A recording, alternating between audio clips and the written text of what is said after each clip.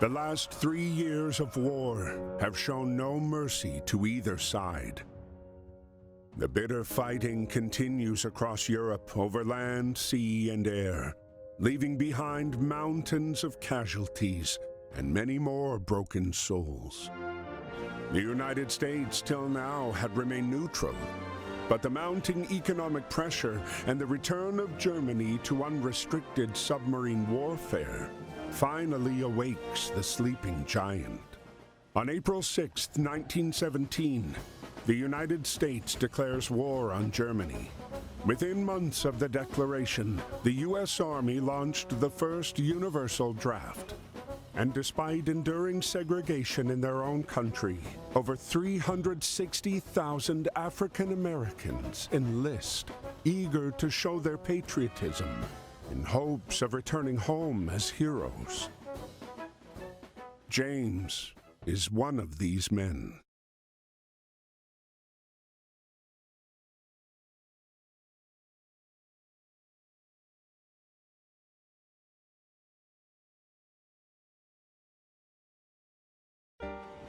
Dear Brother James, I hope this letter finds you well and that working at the docks is not too backbreaking.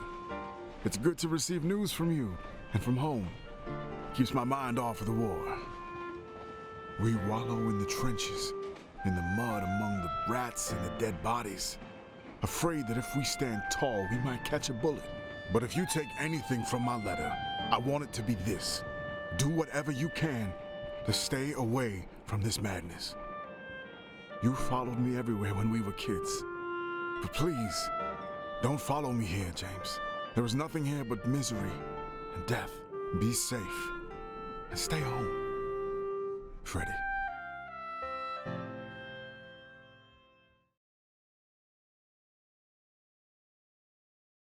Angezogen! Maggie! Ready!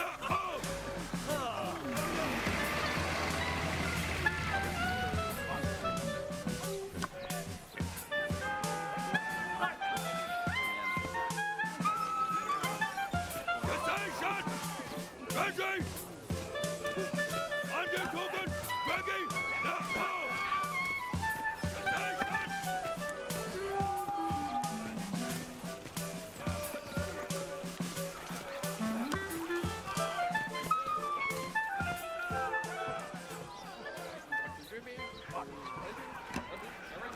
No.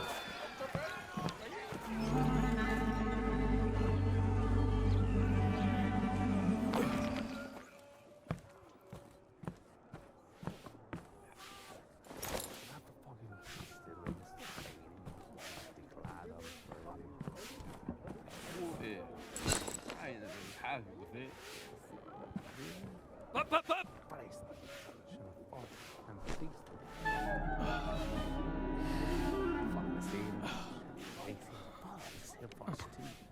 Up, up, up!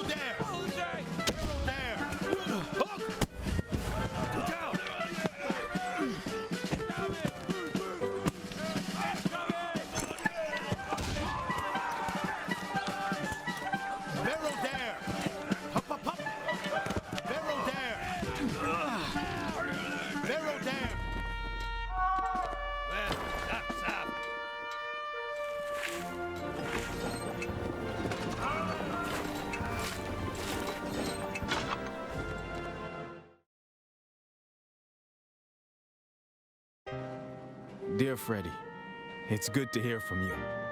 Sorry to disappoint, but it looks like I'm following you around again. I've already enlisted with the 15th New York National Guard Regiment, or the old 15th, as they call us. We're done with our training and on our way to the front. We'll sail from New York to France. We're on our way to help you win the war. But don't you worry about me. I can take care of myself just fine. Your little brother, James.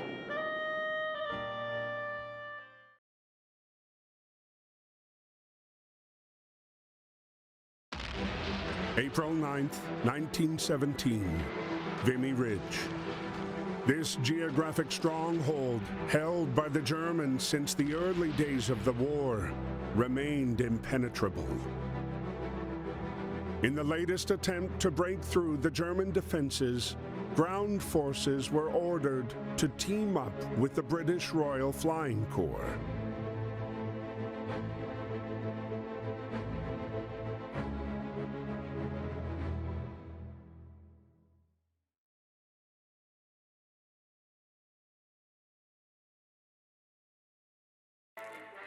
Before launching the attack, the soldiers were given a moment to write to their loved ones.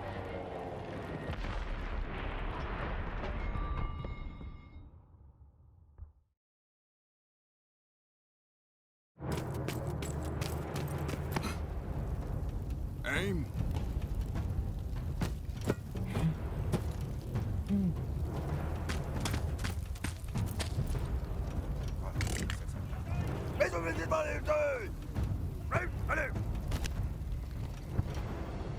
Interrupted by George's unconventional landing, Freddy soon learned that his unit was going to take part in the operation and be paired up with the peculiar British pilot, now grounded and without a plane to fly. 10 hot! Hold! Ready?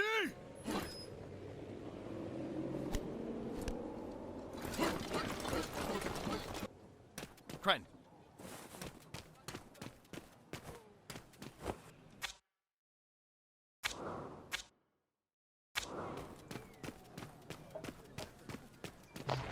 RG.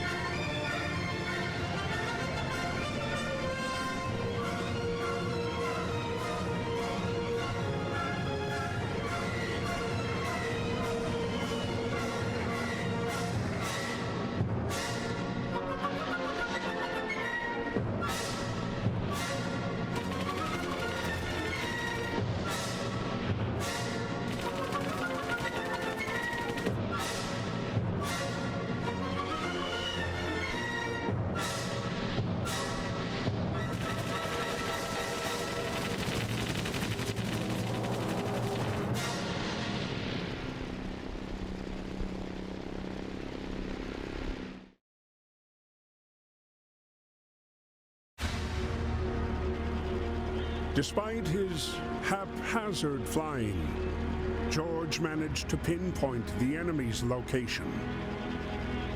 He relayed the information to Freddy, who then launched the strike on the enemy cannons. But despite the triumph of reclaiming Vimy Ridge after 3 long years, their victory was marred by the dead bodies strewn across the hillside.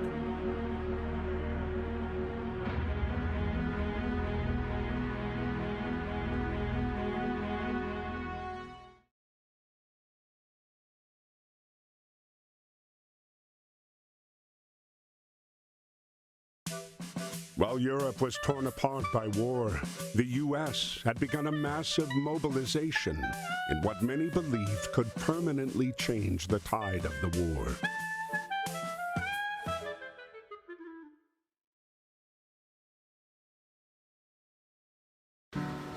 Aboard the USS Pocahontas was a racially segregated unit. The Old 15th, made up almost entirely of African American soldiers. These men were sailing to Europe, ready to put their lives on the line, to prove their love for a country that didn't always love them back. Dear Freddy, we're on our way to France. This is our first night at sea. But don't worry, me and the boys are ready. Speaking of the fellas, I lucked out and I'm getting on good with a fine bunch of them. There's Fidgety Lang Edwards, who never puts down his drumsticks. Jack Harris, our medic from Chicago. Joey Brass is from Harlem and plays a mean banjo. And Chef Caldwell is always cooking up stuff for us. We just have to make sure to get served before B.B. Johnson.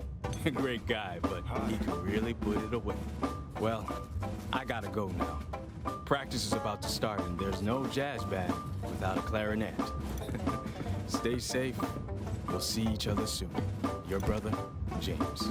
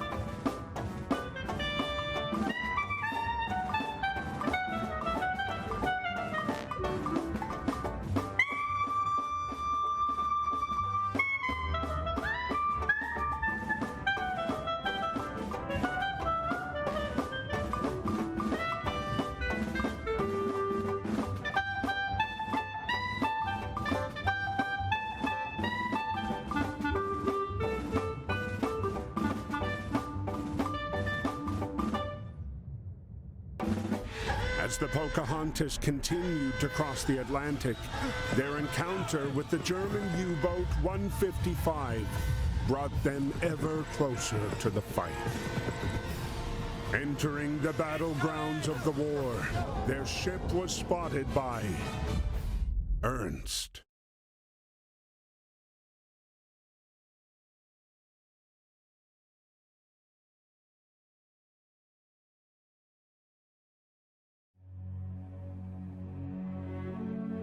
May 31st, 1916.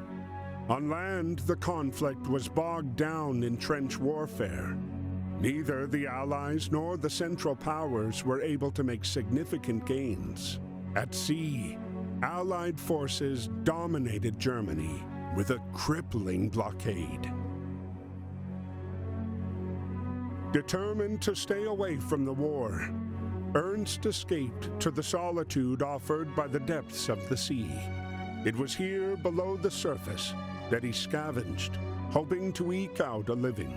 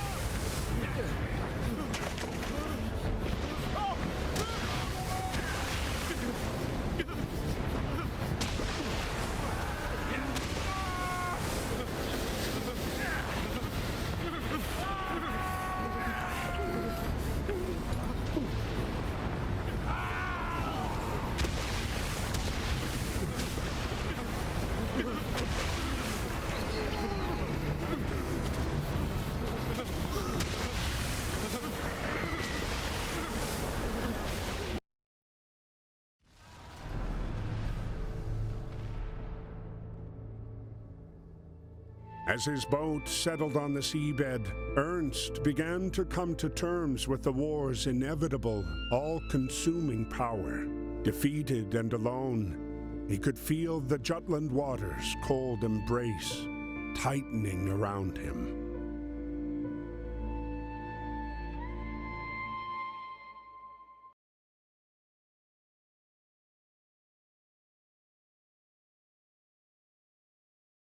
Stranded for hours in the aftermath of the Battle of Jutland, Ernst was starting to feel his grip slip away. But when the merchant sailors aboard the submarine, the Germania, came to his aid, they not only saved Ernst's life, they also took him in as one of their own. In them, Ernst found kindred spirits and instantly felt right at home.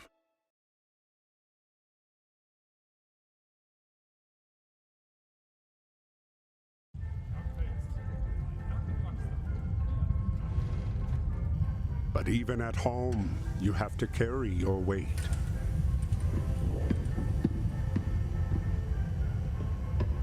Schnaps und Wams? Schubber, bleib weg!